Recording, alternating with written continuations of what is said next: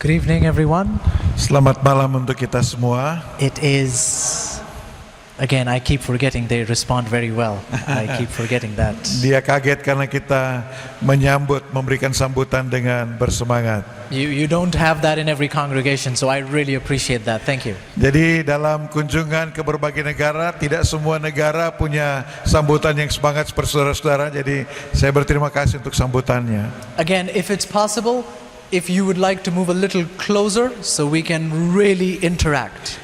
Jadi jika memungkinkan, mari datang mendekat supaya kita ada interaksi lebih baik satu dengan yang lain. Our brethren are recording, so I have to maintain my distance from you. If they were not recording, I'll really be right there. Jadi karena alasan kegiatan kita ini direkam, saya ada di sini, tapi kalau tidak, saya akan lebih senang untuk berada lebih dekat dengan saudara-saudara. But we thank God for the opportunity to study God's Word together again. Tetapi kita bersyukur kesempatan yang Tuhan berikan mempelajari akan firman Tuhan. I hope you've been learning together. Saya berharap kita sudah belajar banyak. How many of you were there this morning? Berapa di antara kita yang hadir pada pagi hari ini? Okay, some of you were there. I really wish the rest of you can watch. I think the messages are recorded. Pastor Glenn maybe can help you with that. Jadi saya percaya bahwa karena pekabaran kita ini direkam, jadi saya berharap kita dapat menyaksikan tayangannya bagi yang tidak hadir pada pertemuan pagi. This morning's was a very important message. Karena pekabaran kita tadi pagi adalah pekabaran yang sangat penting. We were asking the question, yesterday we talked about being built on the rock. Kemarin kita berbicara tentang dibangun di atas batu karang, dan saya ada memberikan pertanyaan tadi pagi. And today, this morning, we were asking the question, what keeps you from being built on the rock? Pertanyaannya adalah, apa yang membuat kita sehingga kita tidak membangun kerohanian kita pada batu karang yang teguh itu? And it was just a great blessing studying that together. Oleh karena saya merasa bahwa pelajaran kita tadi pagi adalah satu pelajaran yang sangat baik ketika kita belajar bersama-sama. Tonight we have another very important study. Dan malam hari ini kita mempunyai pelajaran yang sangat penting. And I'll invite you to pray with me as we begin. Dan saya mengundang kita untuk berdoa ketika kita akan memulaikannya. Let's pray. Kita berdoa. Dear Heavenly Father, Bapa di surga, thank you so much for this evening. terima kasih untuk malam hari ini. Thank you, God, for the privilege to study God's Word together. Terima kasih Tuhan untuk kesempatan boleh belajar bersama-sama firman-Mu. Lord, you know we are not worthy of your presence. Oh Tuhan, Engkau tahu kami tidak layak di hadapan hadirat-Mu. God, we don't deserve the gift of your Word. Kami tidak layak menerima akan firman-Mu. And yet, dear God, you have so freely bestowed these blessings upon us. Namun Engkau telah memberikan pekabaran ini dengan limpahnya bagi kami. As we study your Word together, Ketika kami mempelajari firman-Mu malam ini, we humbly pray, God, that you will please guide us. kami dengan rendah hati memohon kiranya Engkau menuntun kami. We humbly pray, God, that you would fill our hearts with your Holy Spirit. Kami memohon kiranya hati kami dipenuhi dengan Roh Kudus-Mu. We pray that you would drive away every dark attack of the enemy. Kami mohon kiranya Engkau akan menyingkirkan segala serangan kuasa kegelapan. And I plead, God, that you would comfort us through your word. Dan kiranya Engkau akan memberikan penghiburan dan kekuatan melalui firman-Mu. May your name please be lifted up in our midst. Dan kiranya nama-Mu diangkat tinggi di hadapan kami semua. We give you all glory. Bagi-Mu segala kemuliaan. In Jesus' name. Di dalam nama Yesus. Amen. Amin. God bless you, friends. Tuhan memberkati kita. This evening we have a very important study. Malam ini kita akan belajar satu pelajaran penting. And I will request you to pay very, very close attention. Dan saya mengharapkan kita memperhatikan dengan baik. If you have your Bibles, turn with me to the book of Luke. Jika saudara membawa Alkitab, bukalah dalam kitab Lukas. And we're looking at chapter 7. Kita akan pelajari pasal 7. And I'm reading from verse 18 and 19. Saya membaca dari ayat 18 dan 19. Verse 18 says, "The disciples of John showed him of all these things. Ketika Yohanes mendapat kabar tentang segala peristiwa dari murid-muridnya." And verse 19, John calling unto him two of his disciples, Dan di ayat 19, ia memanggil dua orang dari antara dan menyuruh mereka. he sent them to Jesus, saying, Are you he that should come, or look we for another? Dan dia mengirimkan mereka kepada Yesus dengan pertanyaan, engkaukah yang akan datang itu, atau haruskah kami menantikan seorang lain? And you begin to think about that question. Nah, kita mulai memikirkan pertanyaan ini. John is asking a question. Yohanes sedang menanyakan pertanyaan, Jesus, are you the one, or should we look for somebody else? Yesus, apakah engkau yang kami nantikan itu, atau kami harus menantikan orang yang lain? The book of Acts was written by Luke. Kitab Kisah Para Rasul ditulis oleh Lukas. But the book of Luke also is written by Dr. Luke. Dan kitab Lukas ini juga ditulis oleh Dr. Lukas. Luke, in the book of Luke, speaks about the events that took place before the cross. Dan kitab Injil Lukas menceritakan peristiwa-peristiwa yang terjadi sebelum salib. The book of Acts, also written by Luke, speak of the events after the cross. Dan kitab Kisah Para Rasul menceritakan peristiwa-peristiwa yang terjadi setelah peristiwa penyaliban Yesus. But both the books were written after the cross. Dan dua buku ini ditulis sesudah peristiwa Yesus disalibkan. Which gives you an idea that it was written in a time when the church of Jesus was filled with Holy Spirit power.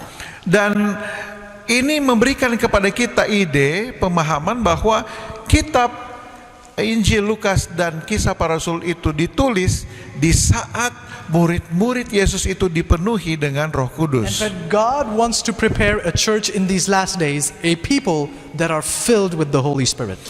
Itulah sebabnya kita dapat melihat bahwa Tuhan mau untuk menyiapkan satu umat di akhir zaman ini, sama seperti ketika murid-murid Yesus di waktu lalu itu dipenuhi dengan Roh Kudus. In the book of Acts, we find the story of one individual who was so filled with the Holy Spirit.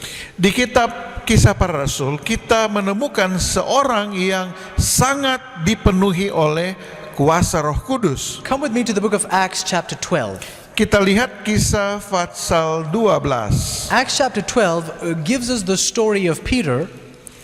Menceritakan tentang Petrus. And in Acts chapter 12, I will try to read to you starting from verse 6. Kita akan mulai ayat 6. In fact, let's rewind a little bit. Let's look at, if you could read verse 4. Jadi kita undur dua ayat sebelumnya, yaitu ayat 4. Just 4 for now. Oke, kita baca dulu ayat 4-nya. Setelah Petrus ditangkap, Herodes menyuruh memenjarakannya di bawah penjagaan 4 regu, masing-masing terdiri dari 4 prajurit. Maksudnya ialah supaya sehabis Paskah ia menghadapkannya ke depan orang banyak. The Bible says Peter was captured Alkitab mengatakan Petrus ditangkap and he was kept under guard of all these soldiers. dan dia dijaga oleh para penjaga tentara. Now, it almost seems like Peter is such a big criminal, as if he's going to escape.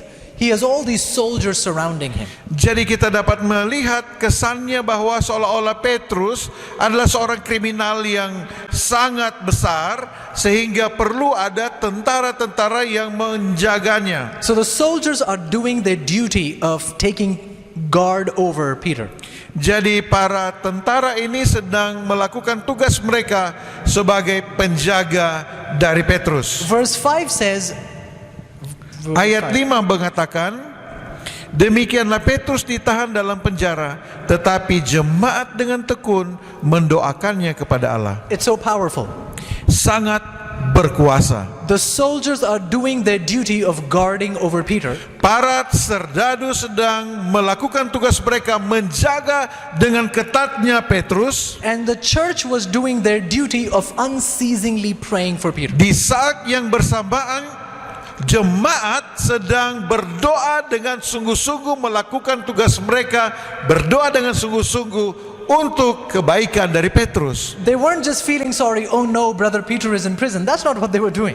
Oh, mereka tidak merasa, oh kasihan Petrus sedang ada dalam penjara. The soldiers did their duty faithfully of guarding Peter. Para serdadu dengan setia melakukan tugas mereka menjaga Petrus. And the Bible tells us the church also did their duty faithfully of praying for Peter. Dan Alkitab mengatakan jemaat melakukan tugas mereka dengan setia mendoakan Petrus. At the end we find that the group that was praying was victorious. Dan pada akhir dari kisah ini yang menang adalah kelompok yang berdoa. Now I want you to come with me to verse 6 and recognize the power of God at work in this church. Dan kalau kita ke ayat 6, kita akan melihat bagaimana kuasa Tuhan yang bekerja di dalam gereja ini.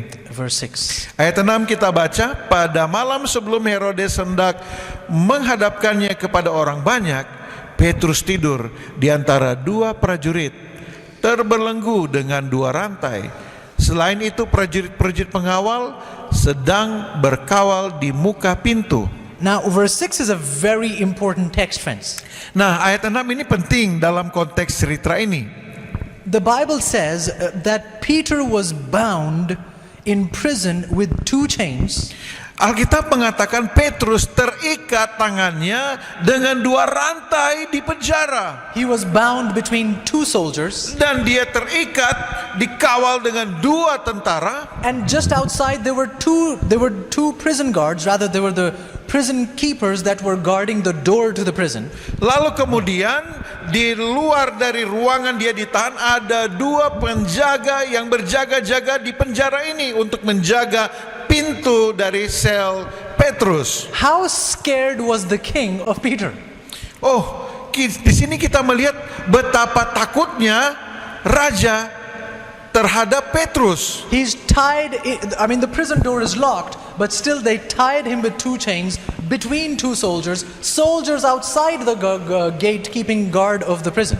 Jadi kita bisa melihat betapa takutnya raja terhadap Petrus ini oleh karena dia berada di dalam penjara, di dalam sel, pintunya sudah terkunci, dia terikat dengan dua penjaga, dirantai kepada dua penjaga, dan penjara ini ada dua orang yang menjaga pintu yang sudah terkunci itu. What I also want you to notice is that Peter had done nothing wrong. Nah, hal yang juga kita ketahui adalah bahwa Petrus sebenarnya tidak melakukan hal yang salah. Peter was simply teaching about Jesus to everyone. Petrus hanya mengajarkan tentang Yesus Kristus kepada orang banyak. And he was imprisoned for doing that. Dan dia dipenjara oleh karena melakukan hal itu. Now imagine you're in prison for something you did not do wrong. Coba kita bayangkan kalau kita ada dalam penjara untuk sesuatu yang bukan menjadi kesalahan kita. You're tortured, you're mistreated, thrown in prison. Saudara dianiaya dan diperlakukan buruk di dalam tahanan itu. What will you do that night? Apa yang akan saudara buat malam hari Let's itu? find out what Peter was doing. Mari kita lihat apa yang Petrus buat malam itu. Verse 6 says, the same night Peter was sleeping between two soldiers. Di dalam Alkitab ayat 6 mengatakan bahwa malam itu Petrus sedang tertidur diapit oleh dua tentara. Are you listening? Apa kita perhatikan hal ini? Are you awake? Apa kita bangun? Peter was sleeping in prison between two soldiers. Petrus sedang tertidur di antara dua orang tentara. If you were captured and thrown in prison for something you did not do wrong, will you sleep that evening? Jika saudara ditangkap untuk perkara yang tidak saudara buat, apakah saudara bisa tertidur malam hari itu? I want to prove to you this wasn't just an ordinary he slept for a little bit. It was deep sleep. Dan kita dapat melihat di sini bahwa Petrus tertidur, bukan hanya tertidur tutup mata, tapi memang dia tidur nyenyak. How do I know? Bagaimana saya tahu ini? Verse 7. Ayat 7. Tiba-tiba berdirilah seorang malaikat Tuhan dekat Petrus dan cahayanya bersinar dalam ruangan itu. Malaikat itu menepuk Petrus untuk membangunkannya. Katanya, bangunlah segera. Maka gugurlah rantai itu dari tangan Petrus. It says when the angel came, there was a bright light in the prison. Disebutkan bahwa ketika malaikat datang ada cahaya yang besar di dalam penjara itu. If you're in a light sleep, a bright light will wake you up. Dan kalau kita hanya tidur saja, kalau ada cahaya pasti kita akan terbuka mata kita akan bangun. But the light did not wake him up. Tetapi cahaya yang terang ini tidak membangunkan Petrus. You would think the movement of the angel would wake him up, but he wasn't waking up. Dan kita berpikir bahwa kalau dia hanya tertidur biasa, pergerakan dari malaikat ini akan membangunkan Petrus. Tetapi Petrus tidur lelap. The Bible says the angel had to hit him on his side. He says, Peter, wake up. Dan Alkitab mengatakan si malaikat ini harus menepuk Petrus pada punggungnya atau sampingnya supaya dia boleh bangun. Get up quickly, get out. Bangun, segera bangun dan keluar. Are you paying attention? Apa saudara perhatikan ini? Peter had learned to sleep in prison. Petrus sudah belajar bagaimana bisa tidur nyenyak walaupun dalam penjara. Are you really listening? Apakah saudara perhatikan pernyataan ini? Have you learned to sleep in prison? Apakah saudara belajar untuk tidur di dalam penjara? We live in a time when if somebody says something to you, you don't sleep at night. You're so stressed. Kita hidup di satu zaman di mana ketika ada orang berbicara yang buruk tentang kita tidak bisa tertidur karena kita stres. This man had done nothing wrong. Orang ini tidak melakukan apapun yang salah. Thrown in prison, chained, Dia dibuang ke dalam penjara, dirantai, but sleeping like a baby at night tetapi dia boleh tertidur dengan pula seperti seorang bayi di malam hari. because his heart was right with God. Oleh karena hatinya tulus di hadapan Tuhan. The man was filled with the Holy Spirit. Oleh karena Petrus dipenuhi oleh Roh Kudus. Friends, for God's true people, Sahabatku, untuk umat Tuhan yang sejati, a time is coming when many will be thrown in prison. akan datang waktunya di mana banyak di antara kita yang akan dimasukkan ke dalam penjara. Are you filled enough with the Holy Spirit that you can sleep like a baby in prison? Apakah kita dipenuhi dengan Roh Kudus dengan limpahnya sehingga kita bisa tidur nyenyak seperti seorang bayi? That's the kind of church Jesus is wanting to prepare. Dan ini adalah jemaat Tuhan yang Yesus inginkan agar kita bersedia seperti kepenuhan Roh Kudus dari A Petrus people ini. who are so firmly built on the rock Christ Jesus that no prison can shake them away from their faith. Jika iman kita dibangun di atas batu karang yang teguh dan kita dipenuhi dengan Roh Kudus, maka tidak ada penjara manapun yang akan menggoncangkan iman kita. So we come to John, Nah, sekarang kita beralih kepada Yohanes, talking about being filled with the Holy Spirit. berbicara tentang dipenuhi oleh Roh Kudus. The Bible tells us that John would live in the countryside. Alkitab mengatakan bahwa Yohanes hidup di luar kota. John was a man who did not live in the city. Yohanes tidak hidup di kota. In fact, Sister White says there are two characters in the Bible we should study more than what we do right now. Dan pada kenyataannya Ellen White menyebutkan bahwa ada dua orang yang harus kita mempelajari kehidupan mereka. Kita harus mempelajari kehidupan mereka lebih banyak lagi dari yang sebelumnya, Enoch and John the Baptist. yaitu Henok dan Yohanes Pembaptis. Both of them did not live in the city. Kedua orang ini tidak hidup di kota. Sometimes when I'm around Manado, I really like how you are not with tall buildings and all of that. Nah, ketika saya berkunjung ke kota Manado, saya senang bahwa Manado, kota ataupun kita yang ada di sini, tidak hidup di antara bangunan-bangunan yang tinggi. There's a blessing to be in the midst of nature to hear God's voice clearly. Adalah satu berkat yang indah untuk boleh hidup di tengah-tengah alam, mendengarkan suara Tuhan dengan lebih jelas. So John was out there in the wilderness, Jadi Yohanes berada di belantara, and the man was so filled with the Holy Spirit dan dia sangat dipenuhi oleh Roh Kudus. that people would leave their cities to come to listen to him preach. Dan kenyataannya bahwa orang rela meninggalkan kota untuk pergi ke belantara mendengarkan Yohanes berkhotbah. Can you imagine the scene? Bolehkah saudara menggambarkan situasi keadaan tersebut? It wasn't a nice church like this with all the fancy benches, no. Tentu di belantara bukanlah tempat yang seperti ini, ada tempat duduk yang baik lalu ada bangunan yang indah. Out there in the wilderness, Di luar sana di people were listening. belantara, orang-orang dengan tekun mendengar dia. People from the big cities and big mansions would come to listen to him preach in the wilderness. Orang-orang dari kota, orang-orang dari rumah-rumah besar, mereka datang mau mendengarkan dia di belantara. You could imagine some rich person with his very fine clothes. Kita dapat melihat dalam pemikiran kita orang-orang dengan pakaian mereka yang mewah. You can see him asking everyone, is he going to start? Dan kita dapat melihat dalam gambaran ini dia berbincang-bincang bersoal jawab dengan mereka. What time does he start? Oh, mereka bertanya-tanya, sudah jam berapa? Kapan dia akan mulai dia punya khotbah? Someone must have said, whenever he's ready. Ada yang bilang, oh kalau dia so siap dia akan berkhotbah. Well, where do you sit? Lalu orang tanya, di mana mau duduk Kang tuh orang ini? He's like, there's no bench here. You just, wherever you find, just sit. Oh, di sini ada tempat duduk, jadi cari aja tempat yang nyaman untuk duduk. Someone says, there's a stump. The tree was cut down. There's a stump left. You could sit there. Oh, di sini ada pohon yang baru ditebang, kita boleh duduk di tuurnya. He's probably looking at his expensive clothes. He's saying, man, I don't want to spoil my clothes. Yang pakai baju mewah bilang, aduh kita pakai baju terlalu bagus mau duduk di I'll situ. just stand and listen. Biar juga kita berdiri. Imagine the sight, rich people from the cities listening to this man in the wilderness. Bayangkan situasi pada waktu itu, orang-orang besar datang untuk mendengarkan Yohanes berbicara di belantara. I believe it's the book Desire of Ages where Sister White tells us. Dan saya percaya di dalam buku Kebahagiaan Sejati, She says when Nyonya John White mengatakan, used to preach, ketika Yohanes berkhotbah, the devil used to fear for his kingdom. bahkan malaikat-malaikat jahat ketakutan mendengarkan pekabarannya. Did you hear that? Apakah kita pernah mendengar hal ini? When John used to preach, the devil used to tremble that he might lose his kingdom.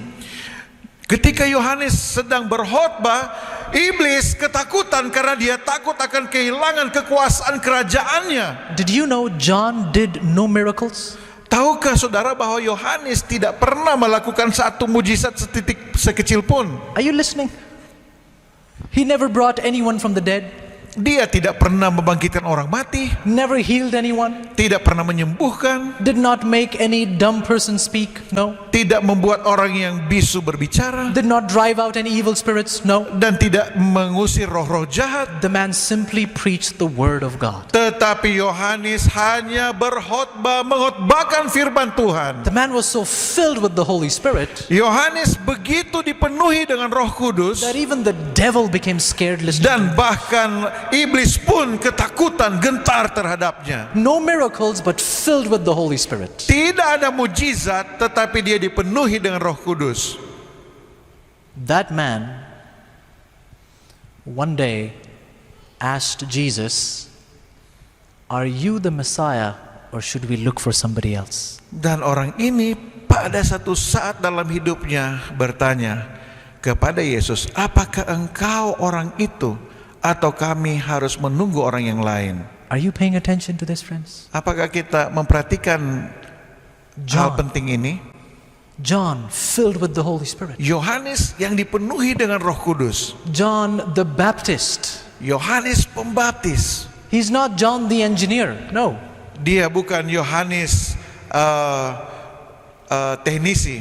The one who baptized Jesus Christ. Dialah yang membaptiskan Yesus Kristus. He's asking Jesus, "Are you the one, or should we look for somebody else?" Dia bertanya kepada Yesus, apakah engkau yang dinantikan itu, ataukah kami harus menunggu yang lainnya? You see, it was easy. Nah, kelihatannya mudah. It was easy to preach about Jesus Mudah untuk berkhotbah tentang Yesus when you were in the countryside. kalau kita berada di tepi kota atau di luar kota. I have been blessed to be in this countryside. Jadi saya terberkati berada di luar kota di tempat ini Oh, the abundance of fruits you have here. What a blessing. dengan buah-buahan yang berlimpah yang kita boleh temukan di sini. One friend told me today you can find fruits just along the roadside when it's season. Dan ada yang tadi mengatakan, sahabat saya mengatakan bahwa kau boleh mendapatkan banyak buah-buahan di sepanjang jalan ini kalau musimnya. John was in the wilderness. He wasn't dependent on anyone. He was freely eating from the wilderness. Jadi Yohanes ada di luar kota dan dia tidak bergantung kepada siapa-siapa. Dia bebas untuk makan apa saja yang dapat dia jumpai di sana. He was a strange preacher. Dia adalah pengkhotbah yang aneh. His clothes were not up to the fashion. Dia punya baju tidak sama dengan baju yang tren pada waktu itu, yang He did digunakan orang pada waktu itu. He did not wear all the expensive labels that people like to wear. Dia tidak mengenakan atribut-atribut yang mahal seperti yang orang senang untuk pakai. Strange preacher. He used to wear animal skin. That's Dia it. pengkhotbah yang sangat aneh oleh karena pakaiannya adalah kulit binatang. The man used to eat honey. Dan dia senang untuk memakan madu. He used to eat it with what the Bible calls locusts. Dan dia memakan madu ini dengan yang Alkitab bilang belalang, And when the Bible says locust, it's not the insect locust. Nah, kalau Alkitab dalam pemahaman kata locust itu bukan belalang seperti yang dituliskan dalam bahasa Sister Indonesia. White tells us that the plant, she actually says it refers to the fruit of the carob plant. Dan sebenarnya Nyonya Ellen G. White menyebutkan bahwa yang dimaksud dengan locust atau yang kita sebut di bahasa Indonesia belalang adalah sebenarnya buah dari sejenis tanaman. So he had carob and honey. That's an excellent meal, by the way. That's a tasty. Jadi tanaman yang disebutkan dalam bahasa Inggris karab. Saya juga tidak tahu apa ini jenis karab ini. But now he's in prison. Jadi dia makan karab dan madu. Now, Dan saat ini dia berada di dalam penjara. there's something deeply terrible about a Roman prison.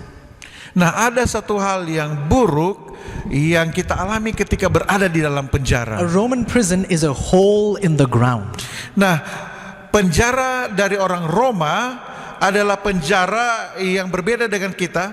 Penjara itu ada di dalam tanah. You're thrown there, it's covered, you're just there in a pit. Jadi kalau kita ditaruh di sana, maka orang itu akan ditutup dari atas. Sebenarnya kita berada di dalam lubang. And as long as he was free in the countryside, it was easy to preach the kingdom of God is at hand.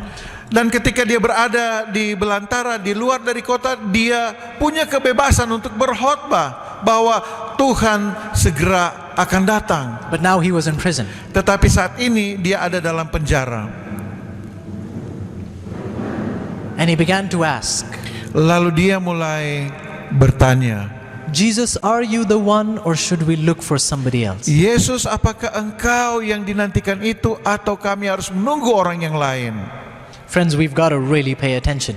Oh, sahabatku, kita harus memperhatikan akan hal ini. Tonight demands an answer from us. Malam hari ini kita dituntut untuk memberikan jawaban. What is our ministry based on? Apakah pelayanan kita, dasar dari pelayanan kita itu? John loved his freedom. When the freedom was taken, he began to doubt Jesus.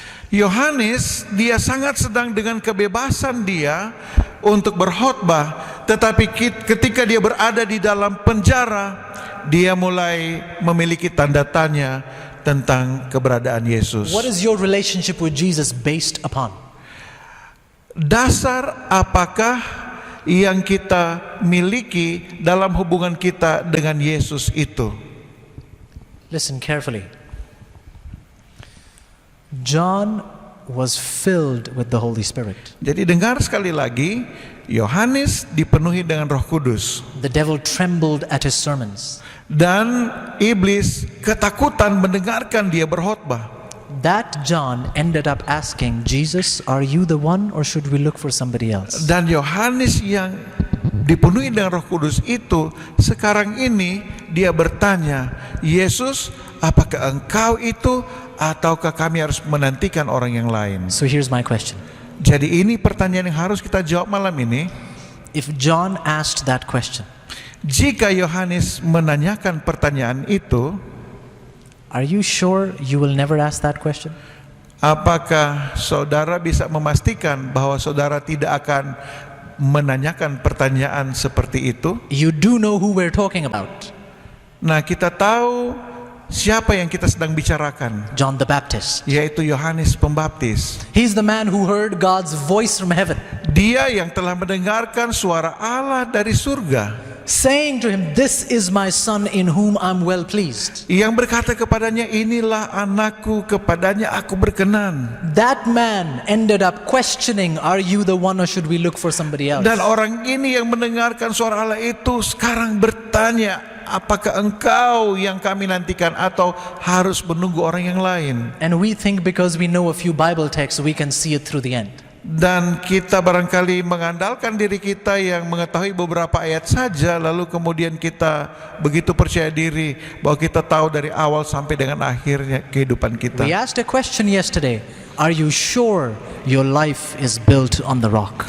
Pertanyaan yang sudah ditanyakan pada malam yang kemarin, apakah kita telah membangun iman kita pada fondasi yang kuat, batu karang yang teguh itu? You can't help but ask the question, God, if John ended up doubting, there's no way I can stand in the time of trouble. Jika kita melihat kenyataan bahwa Yohanes pada akhirnya dia memiliki satu pertanyaan tentang Yesus Kristus, kita juga dapat melihat apakah kita mampu untuk bertahan di akhir zaman ketika pencobaan yang besar itu terjadi. Kita akan tetap bertahan teguh. Ini yang harus kita renungkan. Apakah kita akan mampu untuk bertahan? Sedangkan Yohanes, dia berakhir dengan memiliki pertanyaan. Are you thinking with me? Apakah kita merenungkannya? Maybe you don't get it. I'll build this a little bit more. Nah, saya akan menerangkan tentang hal ini lebih lanjut lagi. Go with me to Luke chapter 1. Kita lihat Lukas Pasal 1. I need you to understand how serious this problem is. Saya ingin agar kita memahami betapa seriusnya hal ini. Luke chapter 1 speaks about the birth, Lukas 1 berbicara tentang kelahiran and it speaks about John who is going to be born. dan berbicara tentang kelahiran dari Yohanes yang akan dilahirkan, And an angel appears to Zacharias, John's father, dan malaikat menampakkan diri kepada Zakarias, ayah dari and he Yohanes, begins to tell him about the son that is going to be born to him. dan malaikat ini mengatakan kepada Zakaria tentang anak yang akan lahir yang Tuhan akan berikan kepadanya. Verse 13. Kita baca ayat 13. Ayat 13. Tetapi malaikat itu berkata kepadanya, "Jangan takut, hai Zakaria, sebab doamu telah dikabulkan dan Elisabet istrimu akan melahirkan seorang anak laki-laki bagimu dan haruslah engkau menamai dia Yohanes." Now notice what he describes about John the Baptist, what he is going to be. Notice what he says. Notice what the angel says. Nah, perhatikan apa yang dikatakan oleh malaikat ini tentang Yohanes, tentang apa yang akan terjadi di dalam kehidupannya. Verse 15. Ayat 15. Sebab ia akan besar di hadapan Tuhan dan ia tidak akan minum anggur atau minuman keras, dan ia akan penuh dengan Roh Kudus mulai dari rahim ibunya. Did you hear that? Apakah saudara mendengar itu? John the Baptist Yohanes Pembaptis was filled with the Holy Ghost dipenuhi dengan Roh Kudus even before he was born in his mother's womb. He bahkan was filled with the Holy Spirit. sebelum dia lahir dari kandungan ibunya, masih ada di dalam kandungan dia dipenuhi dengan Roh Kudus. I don't know how you can sit there so quietly. Saya tidak tahu kenapa saudara masih tidak terkagum mendengarkan akan kisah ini? How can you sit there and not react to this text? Bagaimana saudara bisa duduk dan tidak bereaksi dengan ayat ini? The man was filled with the Holy Spirit before his birth in his mother's womb. Seorang yang dipenuhi dengan Roh Kudus bahkan ketika dia masih berada di dalam kandungan ibunya. Friends, a man who's filled with the Holy Spirit from his mother's womb, if he ends up asking the question, Jesus, are you the one? Who do we think we are? Dan jika seorang yang dipenuhi dengan Roh Kudus yang sebelum kelahirannya akhirnya dia bertanya tentang Yesus, siapakah engkau ini? Bagaimana dengan kita? Are you there? Apakah saudara memahami akan hal ini? Hey, this man was filled even before his birth. If he ends up doubting Jesus, do I even have a chance? Mari kita lihat bagaimana mungkin orang yang sudah dipenuhi dengan Roh Kudus dari sebelum dia lahir ini. Bagaimana dengan kita? Apakah kita mampu untuk bertahan di akhir zaman ini? Are you awake? Is this enough to wake you up or not yet? Apakah ini cukup untuk membangunkan iman kita untuk menyadari akan kenyataan ini? We think because we're Adventists, we come to church every Sabbath, we are ready for the end. Kita berpikir oleh karena kita orang Advent dan kita sudah mendengarkan pekabaran dari gereja ini, kita siap untuk menghadapi akhir zaman. Here's a man filled since before his birth. Ini ada seorang yang dari sejak dia ada dalam kandungan sudah dipenuhi dengan Roh Kudus. Are you really sure you're ready? Apakah kita bisa memberikan jaminan tentang diri kita? Apakah kita bisa siap menghadapi akhir zaman? Maybe this is not enough. Nah, barangkali belum cukup penjelasannya. Let me tell you more. Mari kita dengarkan lagi. Come with me to Luke chapter 1, still in that chapter. Masih di Lukas pasal 1. And we go down Kita teruskan. and we read verse 41. Here, Mary and Elizabeth, they're cousins, and they're coming to meet each other. Luke 1 verse 41. Jadi di sini kita lihat Maria ketika bertemu dengan Elizabeth di ayatnya yang ke-41. Oke, kita baca. Dan ketika Elizabeth mendengar salam Maria, melonjaklah anak yang di dalam rahimnya, dan Elizabeth pun penuh dengan Roh Kudus. Wait a minute. Nah, coba kita simak. The Bible says John the Baptist's mother Elizabeth was filled with the Holy Spirit. Alkitab mengatakan bahwa ibu dari Yohanes Pembaptis Elizabeth dipenuhi dengan Roh Kudus. The man is filled with the Holy Spirit in his mother's womb. Orang yang dipenuhi dengan Roh Kudus di dalam kandungan ibunya, The mother is filled with the Holy Spirit. ibunya dipenuhi dengan Roh Kudus. A child born to a mother filled with the Holy Spirit ends up asking, are you the one or should we look for somebody else? Dan anak yang lahir dari seorang yang dipenuhi dengan Roh Kudus pada akhirnya menanyakan, meragukan dan bertanya kepada Yesus, apakah engkau yang dinantikan itu atau ada orang lain yang harus kami tunggu? Maybe this is still not convincing enough. Oh, barangkali masih belum cukup pernyataan ini. Come with me to verse 67. Kita ke ayat 57. Ayat 57, kemudian genaplah bulannya bagi Elizabeth untuk bersalin, dan ia pun melahirkan seorang anak laki-laki. Are you there? Apakah saudara 67. perhatikan? Oh, 67. ayat 67. Ayat 67. Dan Zakaria ayahnya penuh dengan Roh Kudus, lalu bernubuat.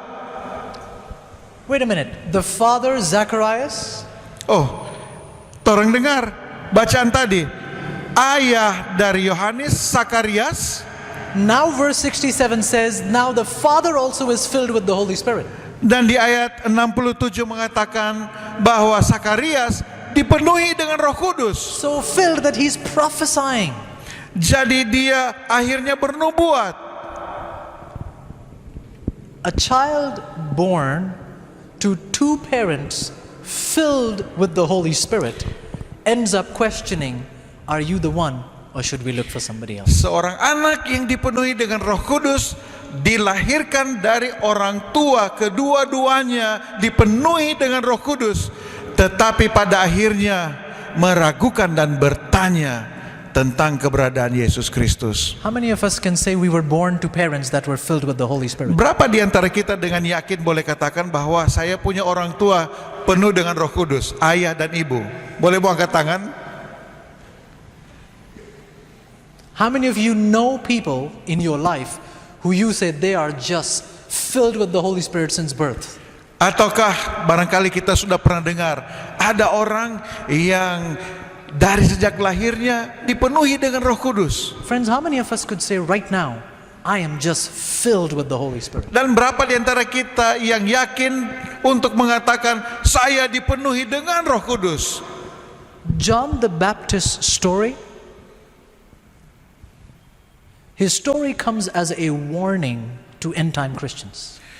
Kisah dari Yohanes Pembaptis sebenarnya adalah satu amaran bagi kita yang hidup di akhir zaman. It is a warning to remind us Adalah satu amaran untuk mengingatkan kita all the things we're putting our trust in. untuk semua yang kita taruh kepercayaan kita pada saat ini. Does the Bible tell us to get into the countryside in these last days?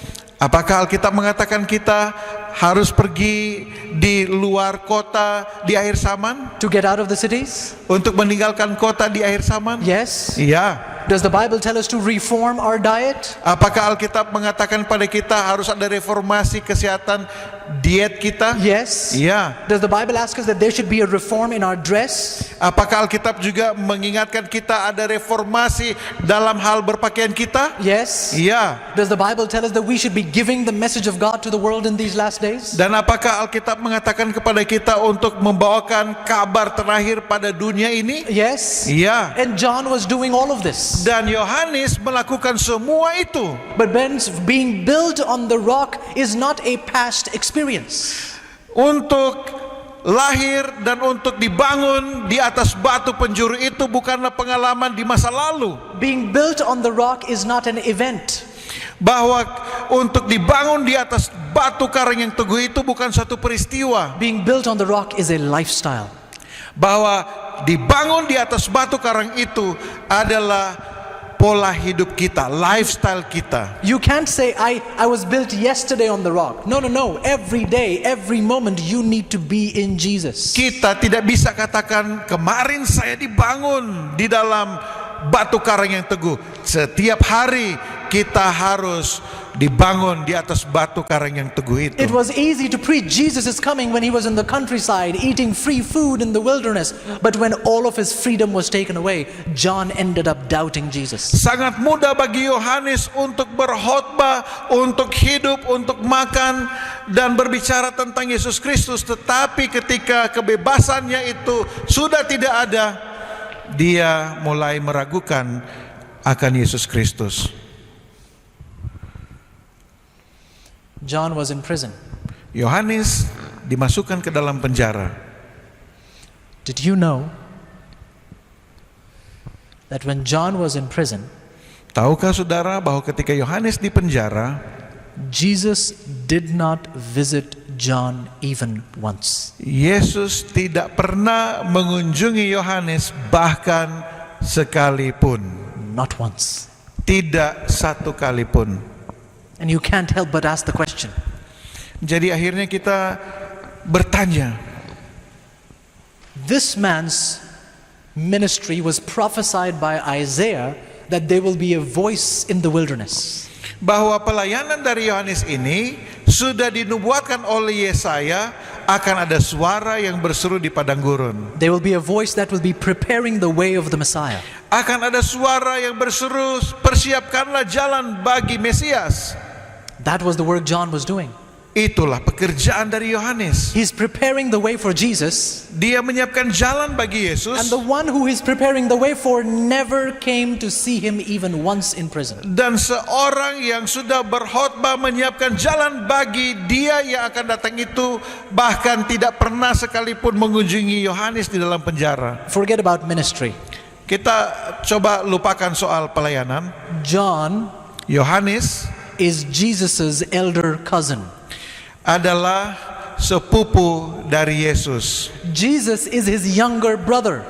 Yesus adalah adik dari Yohanes.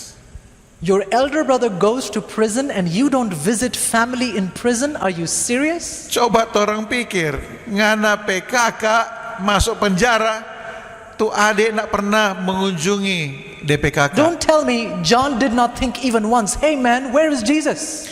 Jangan saudara mengira bahwa Yohanes dia tidak pernah berpikir, di mana Kang itu tapi ada Yesus itu. The first few weeks must have been easy. Oh, Jesus will come anytime now and free me from this prison. Mungkin minggu pertama Yohanes masih berpikir bahwa dia banyak pelayanan, nanti dia akan datang. After all, I prepared the way for his ministry.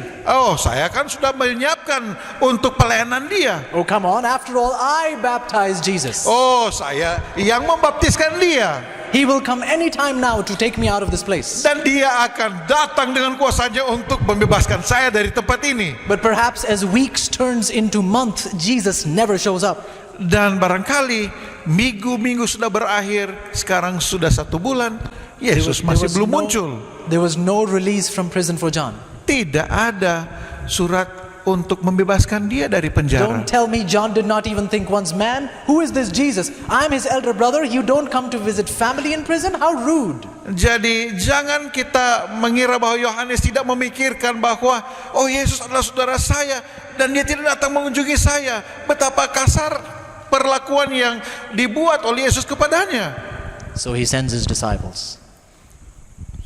He sends his disciples. Jadi Yohanes mengirim muridnya kepada Yesus. Go ask him. Ngoni, coba pergi tanya pada dia. Are you really the one? Apakah ngana itu, engkau itu yang dijanjikan itu? Listen carefully, friends. Dengarkan ini dengan baik, saudara-saudara. Are you really the one? Because you're not doing what I want you to do. Apakah Yesus adalah dia yang sebenarnya seorang Mesias itu? Oleh karena apa yang dibuat oleh Yesus yang dia bisa lihat ternyata tidak dibuat sesuai dengan apa yang saya pikirkan. Did you listen to my question? Jadi apakah saudara memperhatikan pertanyaan saya tadi? John's question was based on the fact that Jesus is not doing what John wants Jesus to do. Pertanyaan dari Yohanes didasarkan pada fakta bahwa Yesus tidak melakukan sesuatu seperti yang dia harapkan. Are you really the one? Because if you're the one, I should not be in prison right now. Dia bertanya, apakah engkau yang sesungguhnya dia itu? Oleh karena jika engkau adalah dia, saya seharusnya tidak berada di penjara saat ini. Let me ask you. Saya mau tanyakan ini. When Jesus does not do what you're asking him to do, ketika Tuhan Yesus tidak melakukan apa yang saudara minta daripadanya untuk buat, how do you respond?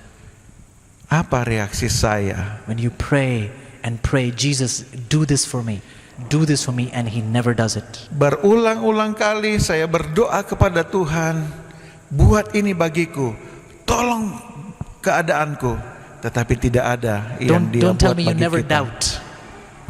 Jadi jangan katakan kepada saya, saya tidak pernah ragu iman saya kepada Yesus. Don't tell me you've never asked, man, is Jesus even listening to my prayer?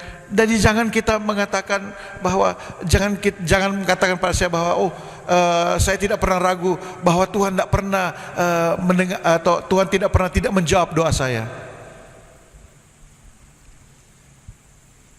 John was ready to go to prison. Yohanes dia sudah bersedia untuk masuk ke dalam penjara. Did you hear that? Sekali lagi, apa kita perhatikan, Yohanes bersedia untuk masuk penjara. John was ready to go to prison. Dia sedia untuk masuk penjara. Just like how I know Almost everyone here is ready to go to prison. Dan sebagaimana yang saya yakin dari kita semua, dari pekabaran yang kita sudah dengar, kita semua siap untuk menghadapi tantangan besar, masuk di penjara. I don't think if soldiers come in right now, saya tidak berpikir ketika tentara-tentara datang kepada kita malam hari ini, and they tell you, you have been keeping the Sabbath, we are taking you to prison. lalu mereka katakan, kamu adalah orang-orang yang memelihara hari Sabat, kami akan membawa kamu ke dalam penjara. I don't think any of you will say, okay, I will not keep the Sabbath. I don't think any of you will say that. Saya yakin kita tidak akan mengatakan, oh kalau begitu bukan saya tidak memelihara hari Sabat. Saya yakin kita tidak akan mengatakan hal itu. I know almost all of you will say, yeah, take us to prison, but we will keep the Sabbath. Saya yakin kita akan mengatakan, ya kami adalah pemelihara hari Sabat, bawa Jopat orang ke penjara. John was ready to go to prison. Yohanes sudah siap untuk masuk penjara, konsekuensi dari apa yang dia kerjakan dan Many of us are beritakan. ready to go to prison. Dan kita juga tentu siap untuk masuk ke dalam penjara. But John was not ready to not be visited by Jesus. Tetapi Yohanes tidak siap karena dia tidak dikunjungi oleh Yesus.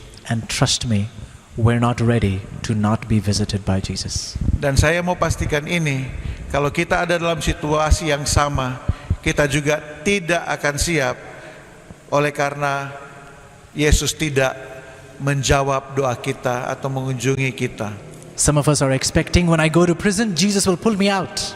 Oleh karena kita mengharapkan kalau saya masuk penjara, Yesus akan membawa saya keluar dari penjara. You know, we are very strange sometimes. Kita seringkali aneh ya.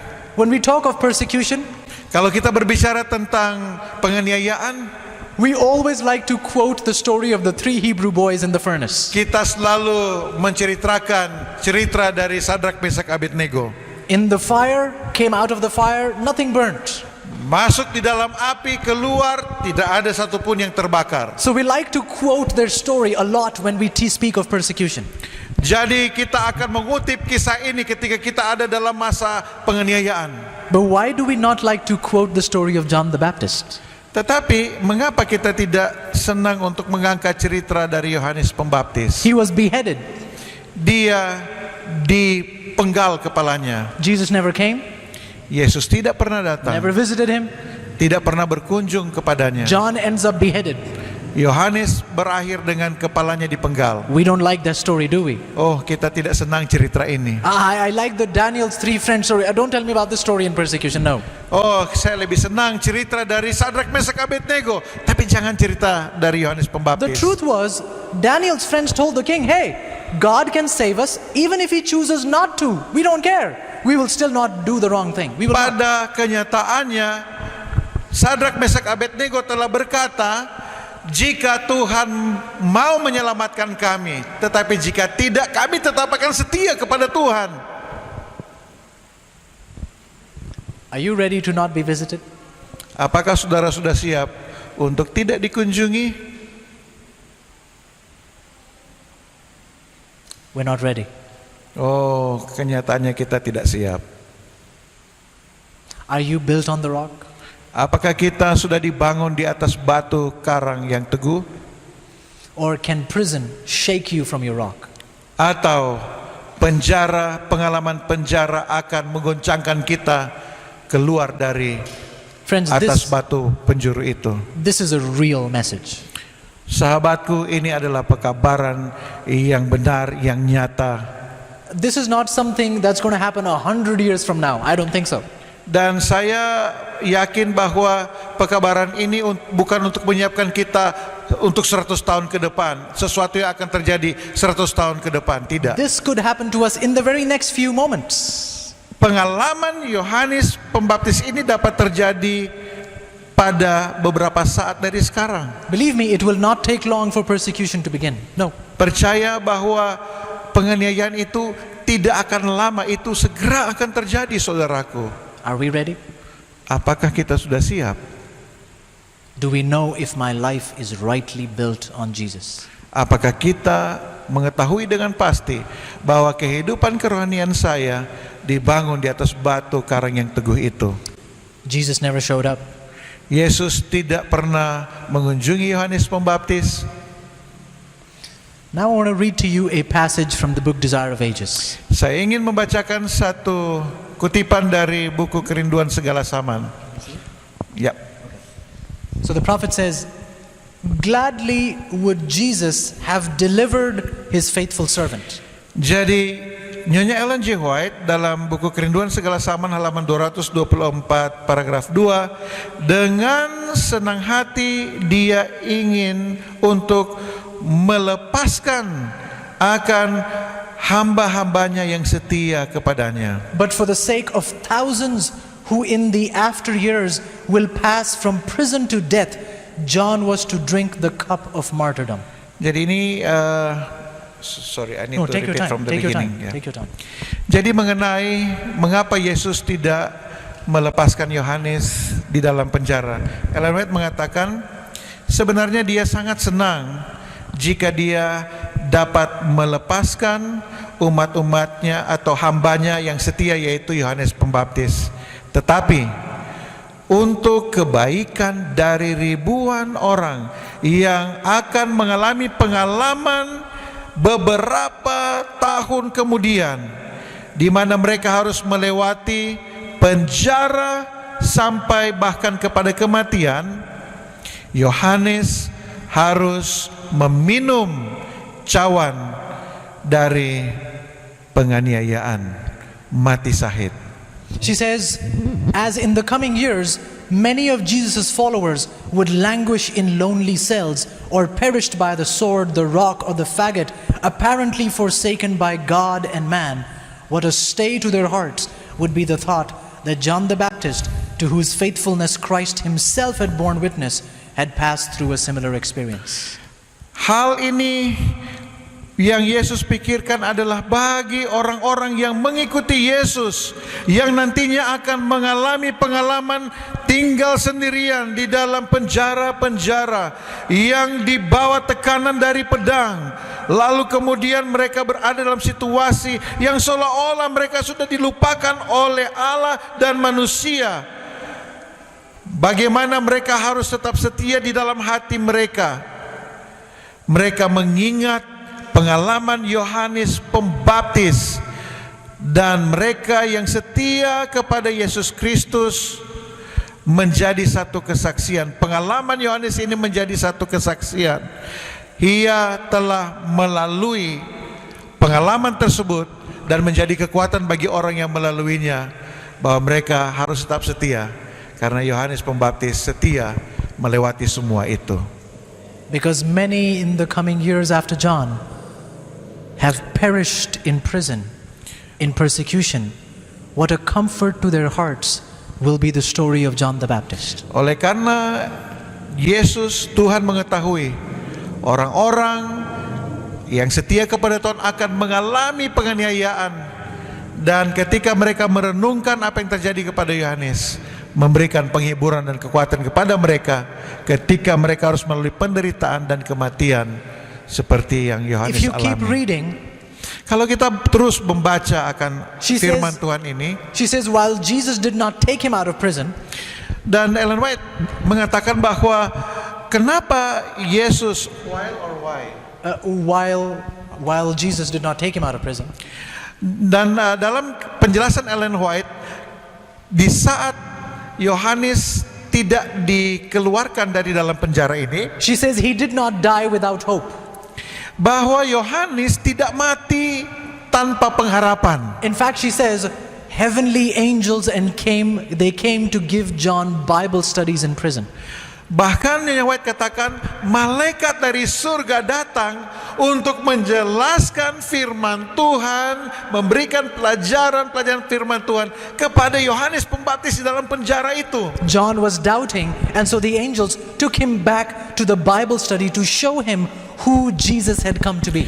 Oleh karena Yohanes dalam keadaan ragu, maka malaikat datang untuk menunjukkan kepadanya ayat-ayat firman Tuhan yang sudah dituliskan oleh nabi-nabi di waktu lalu tentang misi dan pelayanan dari Yesus Kristus. So he died in faith in Jesus. Jadi Yohanes Pembaptis dia mati di dalam iman yang teguh kepada Yesus. His faith was shaken for a while, Imannya bergoncang untuk beberapa saat, but he did not die without faith. He died built on the rock, Christ Jesus. tetapi dia mati bukan dengan iman, tanpa iman, tetapi dia mati dengan iman yang dibangun di atas batu karang yang teguh. And then these words, she says, not Enoch who was translated to heaven, Dan Ellen White mengatakan bukan Henok yang diangkat, diubahkan naik ke surga, not Elijah who ascended in a chariot of fire, bukan Elia yang terangkat dengan kereta yang menyala-nyala, kereta api.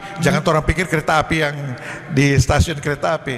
Kereta yang menyala-nyala. none of them was greater or more honored than John the Baptist. Tidak dan bukan mereka yang lebih mulia dari Yohanes Pembaptis. Even though he died alone in prison. Walaupun dia mati sendirian di dalam penjara. And then she quotes Lalu kemudian Ellen White mengutip, a text we don't hear a lot from the pulpit. ada satu ayat yang kita tidak dengar, sering dengar di khotbah, di mimbar. Philippians 1:29. Dia mengutip Filipi 1 ayat 29. Philippians 1, 29.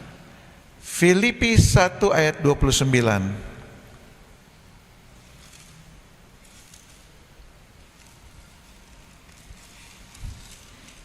You want me to read?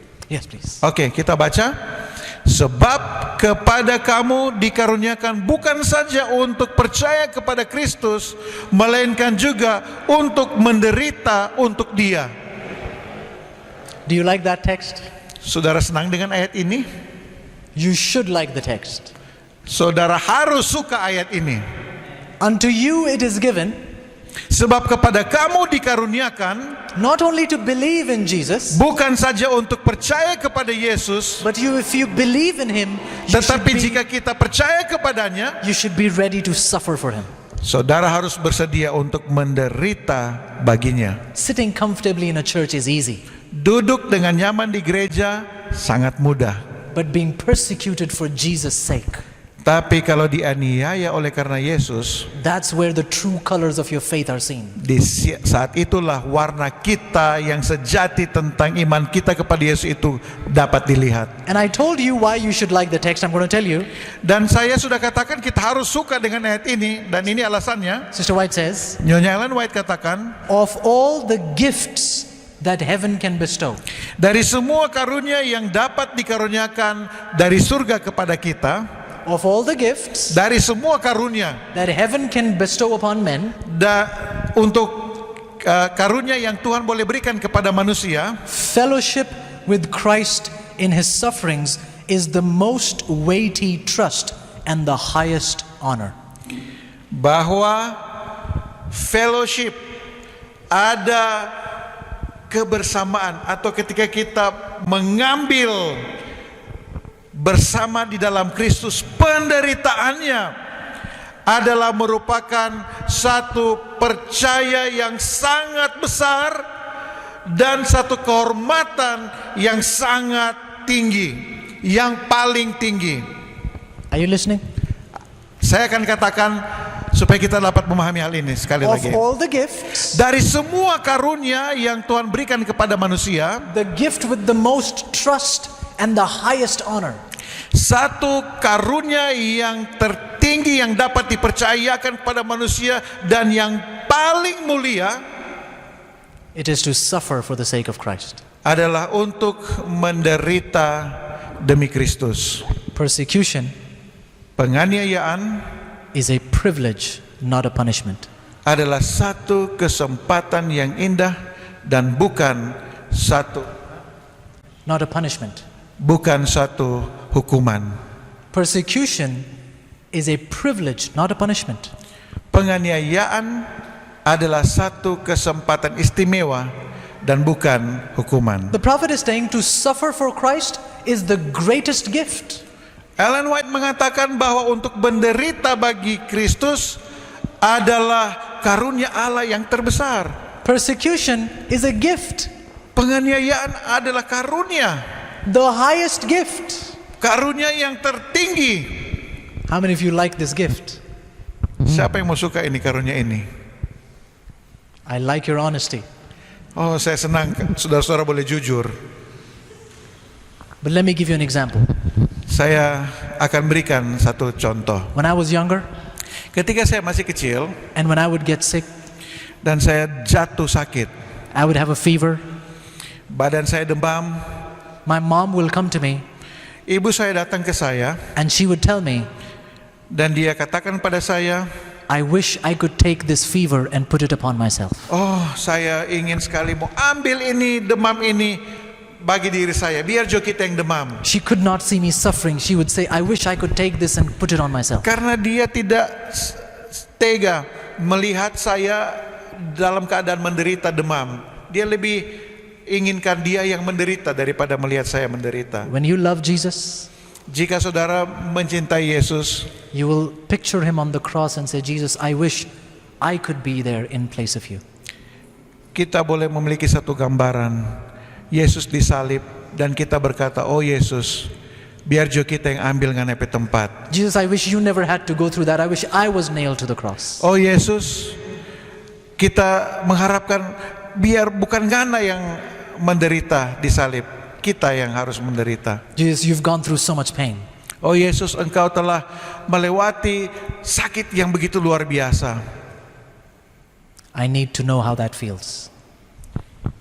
I need to know how that feels. Oh saya mau tahu bagaimana sebenarnya penderitaan itu, seperti apa yang engkau alami. In fact, Sister White says, I do not want to go to heaven without suffering and meet a Christ who suffered so much for me.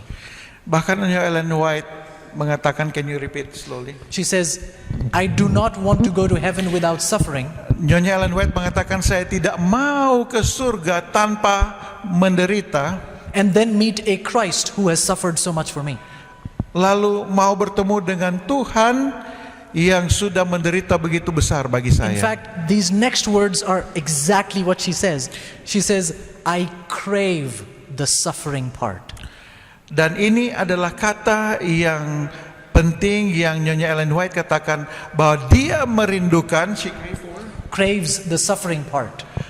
dia merindukan bagian dari penderitaan Yesus.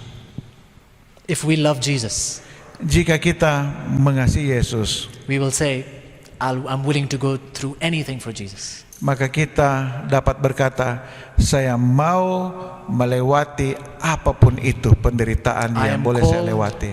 I'm called not only to believe, but also to suffer for His sake. Saya dipanggil bukan hanya untuk percaya kepada Yesus, tetapi untuk rela menderita bagi Dia. Someone says, I want this, Ada yang mengatakan, saya menginginkannya, but I don't know how. tetapi saya tidak tahu bagaimana. Well, we're going to talk about how.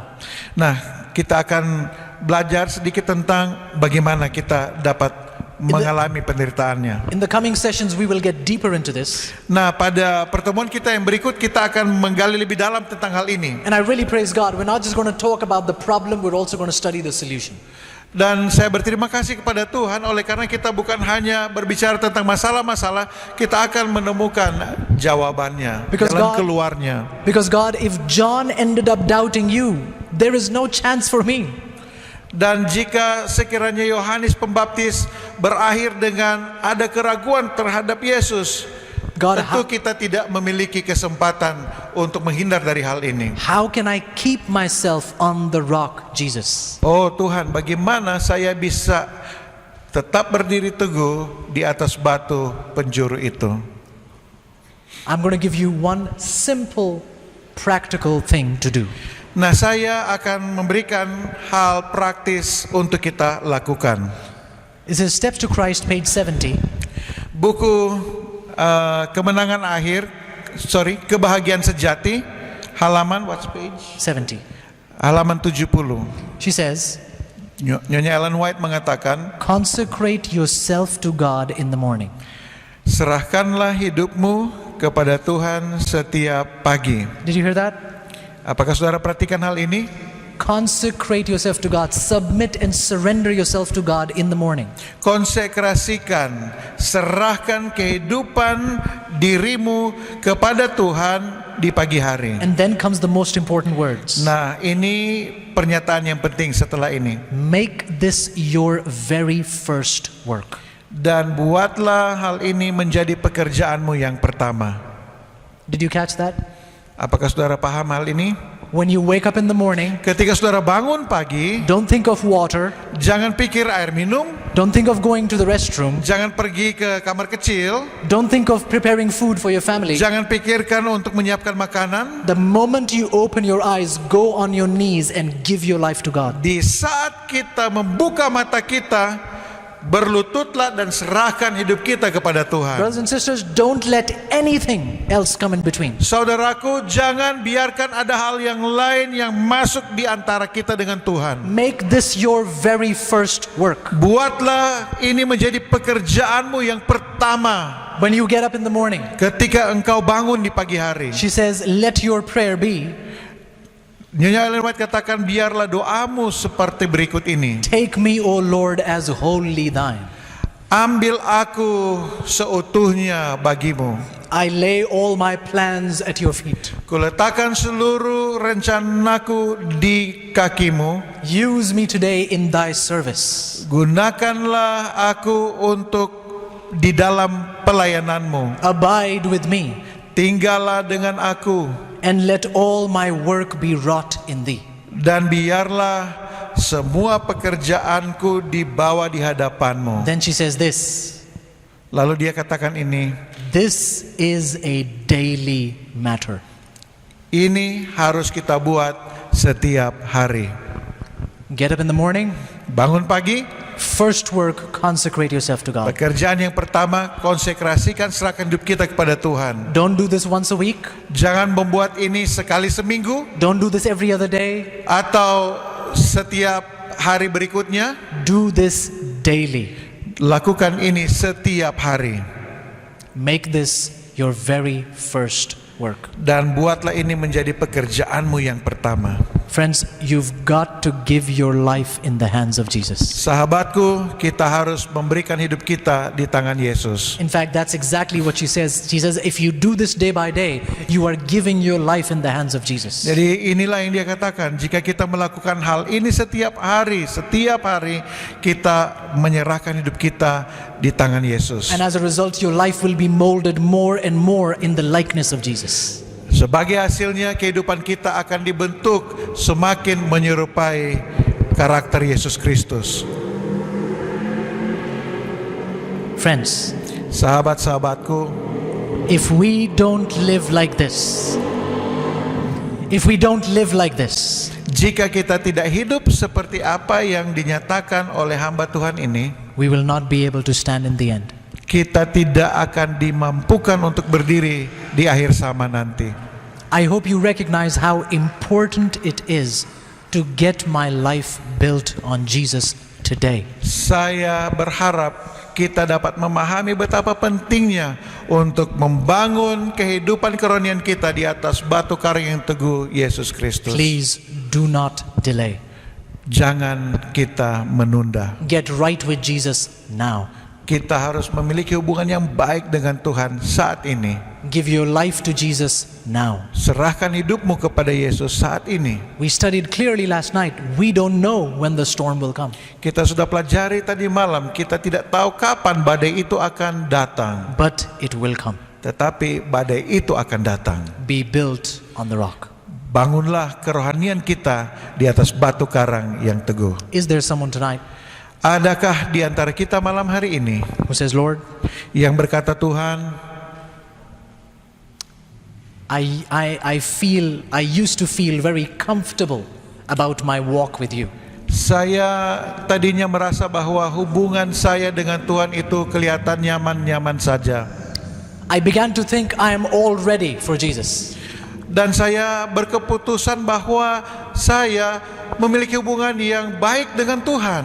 But Lord, your word is reminding me tonight, Tetapi Tuhan, firman-Mu mengamarkan kepada saya malam hari ini, I have to give my life to you daily. saya harus menyerahkan hidup saya setiap hari. If this will not be a daily work, Jika hal ini bukan yang kita lakukan setiap hari, I will not be able to stand. saya tidak akan memiliki keselamatan. I need to be filled with the Holy Spirit every day. Saya harus dipenuhi oleh Roh Kudus setiap hari. God, I need you, Oh Tuhan, saya memerlukan Engkau. and I want to commit my life to you again tonight. Dan saya ingin memberikan hidupku kepadamu sekali lagi malam hari ini. Is there someone who says, Lord, help me to get up early tomorrow and consecrate my life to you first thing in the morning? Adakah di antara kita yang akan memiliki komitmen, Tuhan, biarlah hal yang pertama saya buat adalah menyerahkan hidup saya kepadamu sepenuhnya, seutuhnya ketika saya bangun di pagi hari besok. If that is you, would you like to stand as we Jika pray? ini adalah kerinduan saudara, maukah saudara untuk berdiri? God, help me give my life to you first thing in the morning. Tuhan, biarkanlah aku menyerahkan hidupku. Ini adalah pekerjaan pertamaku ketika aku bangun di pagi hari. If that's you, let us stand as we pray. Mari kita berdoa. Dear Father, Bapa di surga, Lord, John's story is a very shaking account in our life. oh Tuhan, cerita dari Yohanes Pembaptis ini mengguncang akan keberadaan iman kami kepadamu. Lord, the experience of John reveals to us we are not safe when we lean on ourselves. Pengalaman dari Yohanes Pembaptis, kami tidak akan selamat ketika kami hanya berharap pada diri kami. Lord, it is so clear that if we depend on self, it means death.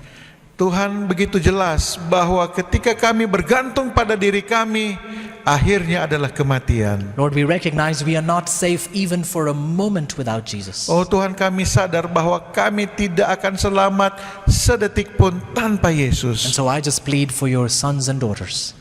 Dan saya memohon kepadamu ya Tuhan, mewakili saudara-saudara yang hadir pada malam ini. Please speak to them, Lord.